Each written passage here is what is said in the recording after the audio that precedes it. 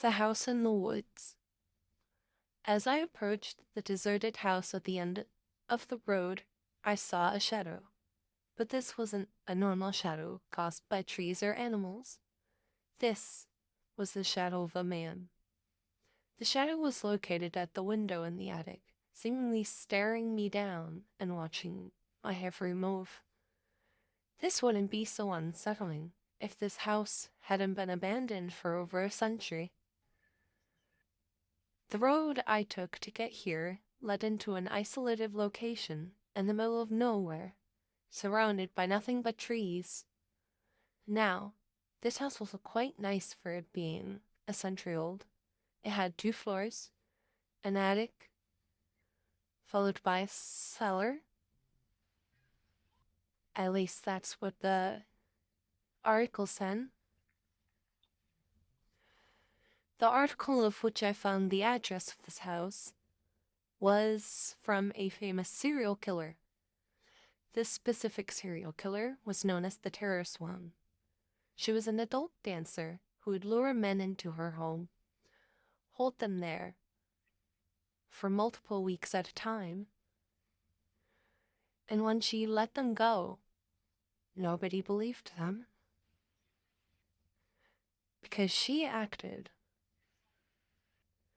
like God's little angel. And one by one, after she had let them go, not even a week later, they'd all go missing again, but they wouldn't come back. She had killed them all.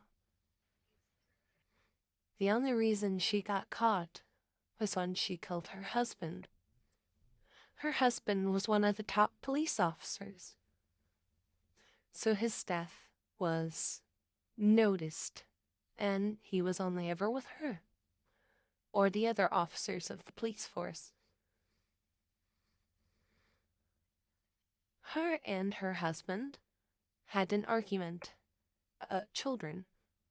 She wanted children, while her husband said that they weren't ready to be parents yet in their living situation. In a fit of rage, she grabbed his gun from his belt and pointed it at his chest.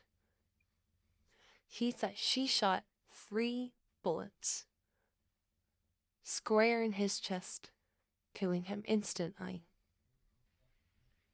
Scared, she dragged him down to the basement with all of the other bodies. The first few days, nobody questioned it. They all thought that he was just on a vacation or he was sick. But after 3 days, the police got concerned. Her husband never missed 3 days of work no matter what happened. So, he was last seen walking to their house. So the police sent an investigation team. They searched the first floor, they searched the second floor. They didn't search the attic. They didn't have to at the time.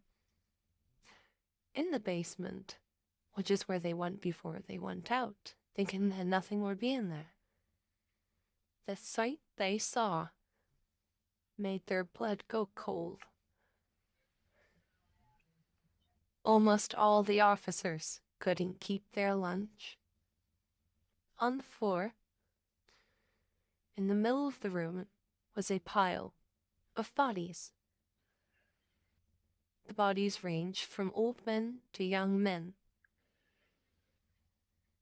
And upon further investigation, they were all the men who had said that she kidnapped them. And on the top of that pile was her husband. Eyes popped out.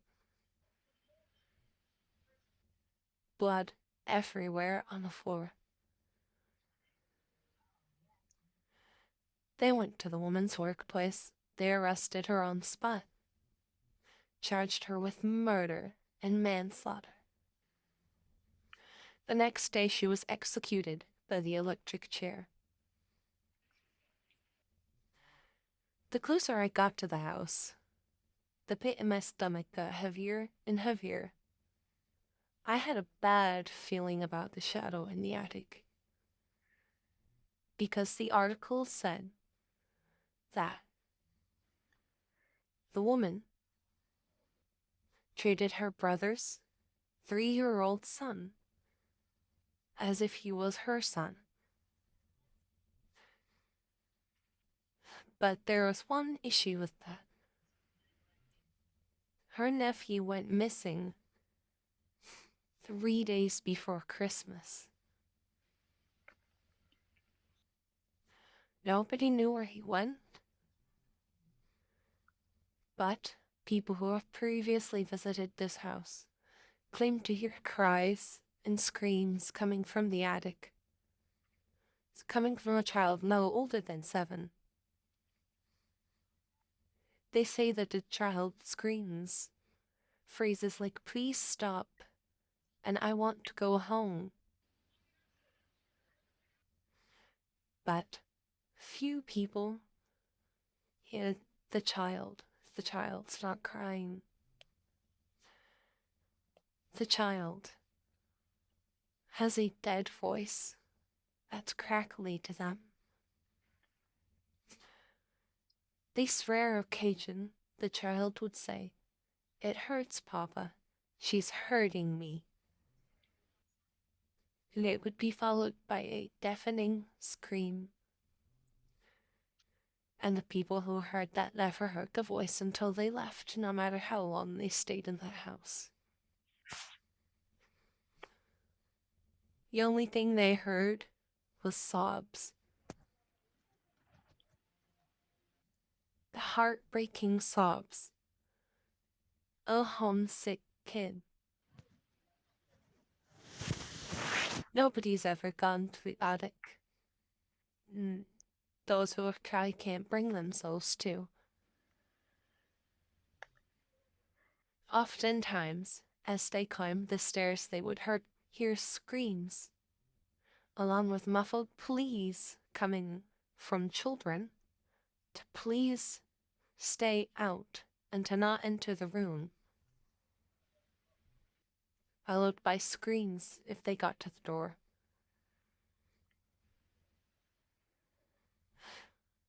When I got to the front door, I hesitated, questioning if I actually wanted to go inside. After collecting myself, I pushed open the door. I was greeted with cloth-covered furniture and the smell of a dead animal. It likely got trapped in the house and was left to starve. I made a beeline towards the attic, determined to see what was in the one untouched room of the house. When I got to the stairs, however, I heard it. The cries of a 7-year-old boy. I stood there for a moment. My blood ran cold after a second. The voice didn't say anything that the article claimed. It instead calmed down. The crying ceased before it called out, "Papa, Papa, it's me, Ricky." I looked at the door at the top of the stairs, and I cried. I wasn't even a man, and there was no way I sounded like one as I walked, or when I was mumbling to myself. This little boy could tell. I heard it in his voice, the uncertainty and the fear. That's where I'm gonna leave it for now. If you want to hear the rest of what I've done so far, just tell me.